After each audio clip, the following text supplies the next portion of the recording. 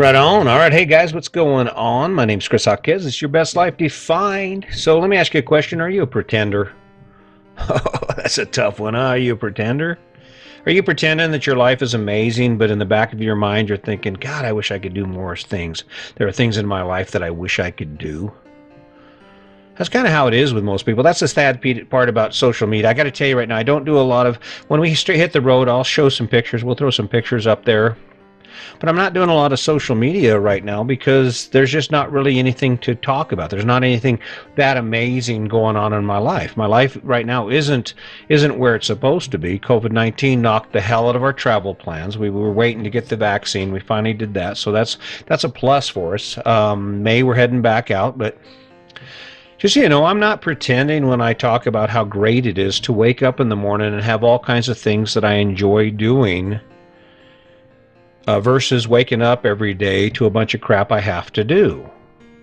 I mean, in mixed, it's salt and pepper. It's kind of like peppered in all of these things. I wake up in the morning. My average day is I wake up about 5:30 in the morning. I spend until usually about 8 o'clock working on the technical stuff of getting a podcast produced or getting things ready, right? Or I'm working on the book. Usually jump in the shower about 7:30, 8 o'clock, and then I head out the door by 9, go do a walk and talk, get my workout out of the way, and then it's back to whatever I choose to do. Oftentimes it's back to working on the book, but these are all choices, right? But not every moment of my life is this amazing adventure where I'm like, hoo-ha, like riding roller coasters and stuff like that, because it's just not sustainable, okay? I don't want to work that hard at having fun, right? And I've got other goals. I've got things going on, just like you. There are things that I have to get done every day, and I do that, right? So I don't want you to think that I'm pretending. I'm not pretending. I'm sharing with you the truth about what this life is like. It's cool being able to move. I mean, we're getting excited about being able to head back out. There's something energizing about the idea of heading down the road and knowing that you have the freedom to take a left anytime you want. You can take a right anytime you want. Now, granted, we have things we want to see and we're on a certain path, but that changes, right? It's just, that's the part that is so cool. I mean, if you go back and you look at our Facebook feed from last year before COVID-19, we were in Yuma, we were Grand Rapids, up on the East Coast in Florida. I mean, it just, this progression. But I can say without a doubt that the choices we made in our life and the life that we live is pretty damn cool. Is it perfect? I don't think any life is perfect. There's a certain amount of struggle that comes with any choice we make, right? And I guess but what frustrates me is the idea when I present this idea to most people that, well, no, I'm fine. Oh, I love my life. I'm good.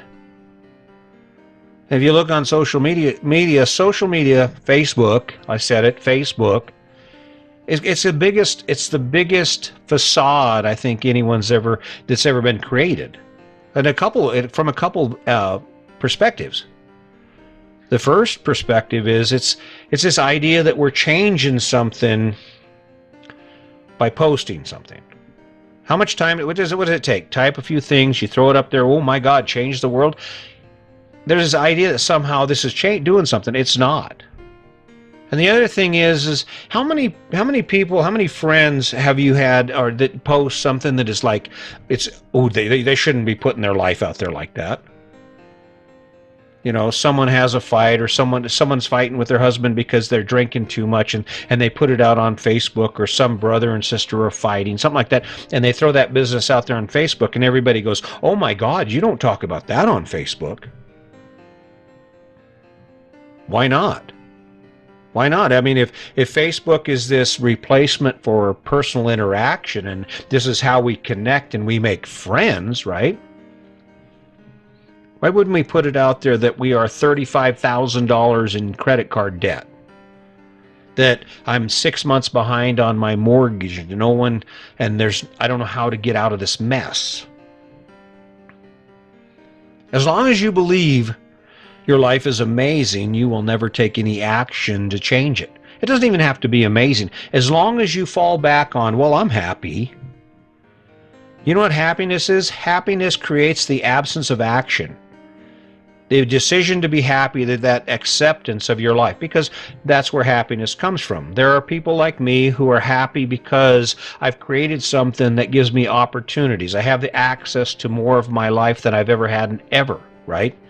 Debt free, can travel and live anywhere I want to, have a great partner, have a great family. My kids are amazing, right? I'm not pretending about that. But if you're happy with your life, I guess the question is, why? Is it because you get to do amazing things every day? Is it because you wake up inspired by the things you get to do? Is it because you love your job? Because you're changing lives? Because it's everything you ever dreamed it would be? Or is it because you don't know what else you can do? You don't have another option, right? You've been trying to get out of debt your whole life. Since you were 20, you've been trying to get your credit cards paid off and tried to earn enough money, and it just doesn't ever happen. So what do? You accept it. You throw pictures of how your amazing barbecues and different things, and people like it, and that gives you the boost of energy, that temporary euphoria that you feel when you're acknowledged, right? When people say, hey, I like you, because that's what that thumbs up thing really is. It's a acknowledgement that you're liked. And I admit it feels good. I'll do a post. I've kind of resigned myself. I'll do a post now. I get 4 likes on it. I'm like, oh, right, yeah, rocking it, right, rocking it. But I'm not pretending. I'm not pretending that everyone that sees this post stops everything they're doing and starts listening to my latest podcast. Because this is a hard pill for people to swallow. What, do you want me to be responsible for doing more? I'm already working my ass. You want me to be responsible for doing more in my life? Really? What do you know? Well, I know that if I chose to, tomorrow I don't have to do anything. Or if I chose to, tomorrow I could hook my vehicle up to my house and I could go to the ocean. I don't have to be here. I know that tomorrow, if I decided this life doesn't work for me, I could go buy a house, even in this inflated market, which makes no sense to me at all.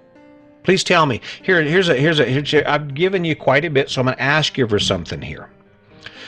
Chime in on my Facebook page or somewhere and tell me where all this money is coming from for all of these houses that people are rushing to buy, right? The median income for America hasn't changed much, right? It hasn't significantly increased. And yet, a sheet of plywood, 3/4 inch plywood, is like $80, $90 now. When I was general contracting, it was $24, $30 maybe. 3 times more expensive. Wow. And people are rushing out and we're buying these homes, and with this idea of, what's the idea behind it? That house is going to create all of the happiness and contentment that we've ever dreamed of? That's the story, right? What's the reality? That $300,000, $400,000 house, when the economy crashes, if the economy falls out, which it has to. I don't know how it can keep going up, because otherwise people like me can't afford a house, right? And I don't know anybody. We have to start, in order for us to start living our best life, we have to stop pretending that we're already living our best life. Think about it. How many times today will you say hip hip hooray?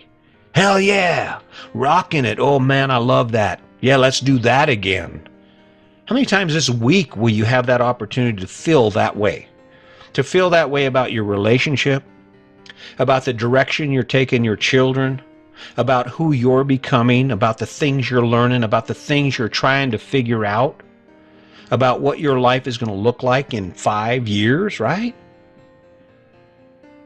There's all kinds of distractions in the world that will give us that reassurance that we're doing just fine. That thumbs up on Facebook, that thumbs up on LinkedIn. Oh, you're doing great. I got 1,000 followers on my YouTube channel, right? Oh my God, I must be doing something. The question is, what is it doing to your life? It doesn't make any sense for you to do the wrong thing and expect something to change, right? If you're working at the wrong thing, if you're spending your time engaged in the wrong things, how is it that we can fool ourselves into believing that it matters and that our life is getting better because of it? Your life isn't getting better because you're in debt for $400,000.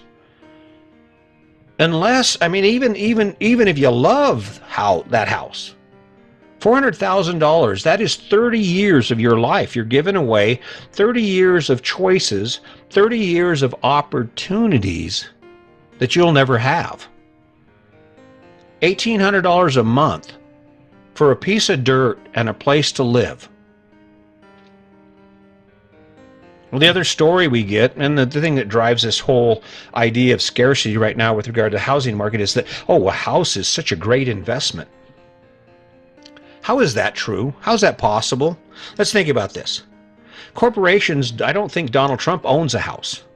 The corporation owns his house. And guess what? What's ironic about it is Key Largo, or whatever one of his famous Trump towers is made out of the same materials. It's concrete and it's metal and it's tile and it's all that.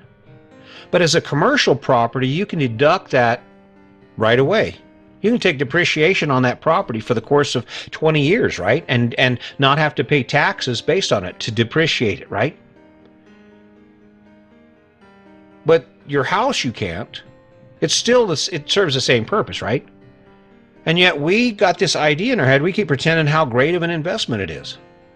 I had a house I lived in the house that we sold before we hit the road for 22 years. I made $150,000 profit on that house, right? Divide that by 22 years and then subtract all of the money I put into that house, the taxes and insurance and the other encumbrances that went against that profit. I did the math. I made $6,000 a year. $6,000 a year for all of the work, for being trapped in one place with this amazing investment. I could have bought 3 mediocre used cars, pimped them out, and sold them and made that money. And what would have been cool about it was I wouldn't have had to spend nearly as much time working on crap that didn't matter. Who cares? Who cares if I have a green lawn if I don't own a house? Doesn't matter to me. Fishing's more fun than mowing lawn anyway. Hiking's more fun than painting fences. Hiking's more fun than pulling a roof off and putting a new roof on it, remodeling a bathroom, or spending weeks with tile, right? But in order for us to affect change in our life, first of all, we have to have a clear vision of what we're seeing, and what that requires us to do is be honest with ourselves. How great's your life? If you got the nerve, go ahead and throw it up there. Go ahead and throw the balance of your credit card up there. Go ahead and throw the balance of your total encumbrances, the total amount of money you owe at this point right here. That kind of changes the perspective, right? Sound like an ass chewing. I think I'm giving you a butt chewing here. Well, you need to. I've put some time in here, and I think it's only right that I be honest with you about what this is about. This is about you waking up one day, maybe today. Why not today? Today's the perfect day for it. This is about you saying today, guess what? I'm going to change something. Instead of me looking at it from the narrative that I've been given, I'm going to look at it from who I am. I'm going to look at the truth of what it is I do every day. And then today, and from this point forward, you're going to examine your life from the perspective of how it feels. How does it feel to do what you do every day, to encumber or to engage in the activities you engage in? And more than that, how does it feel to embrace what it is that action gives you? If you wake up every day and you are just like rocking your world, and your life is amazing, and your house is amazing, and it's in perfect order because that's your thing, then do it. But that still doesn't justify the idea of you being in debt, right? That still doesn't satisfy that trap that you're in because of the debt, because of the story you've been told, right? Stop pretending. Stop pretending. Stop pretending your life is amazing on Facebook when you spend every evening drowning your sorrows in a bottle of vodka. Stop pretending your life is perfect when most of the time you and your partner don't talk. You cohabitate in this experience called the American dream. That's where it starts, guys. That's where it starts.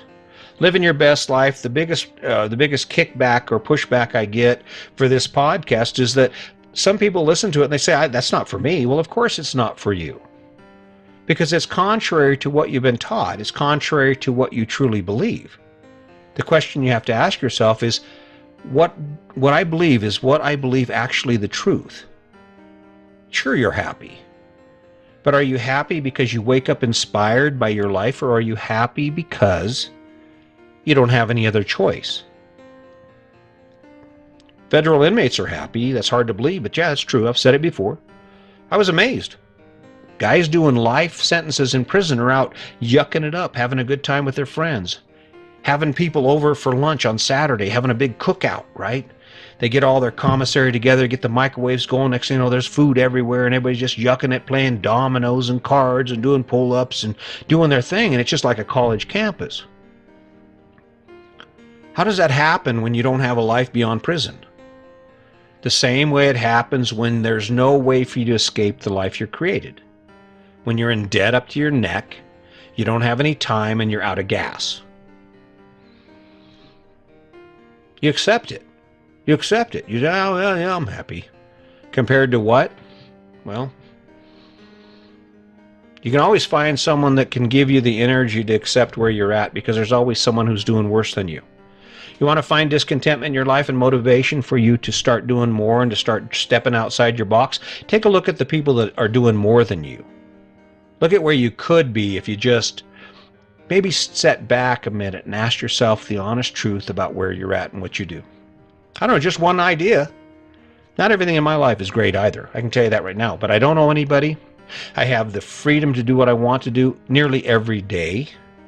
Out of a 30-day month, I might spend 8 hours working on crap that sucks, right? That's not an accident. That's by design. And it happened when I stopped pretending that the life I was living was the best life I could come up with. Because no matter where you are, there's always one more way to make it better. So keep that in mind, guys. Hey, listen, I'm rolling on this one. I really appreciate you guys showing up every day. I hope I'm inspiring you. If you're not ready for this, I understand completely, because we're not. This narrative we've been given has lasted a long time. It's going to take some time to change it. So keep that in mind. Look for something to inspire you. Put some fuel in your tank. Let's not forget the kindness. And as always, just remember, today's your day. Make it a good one.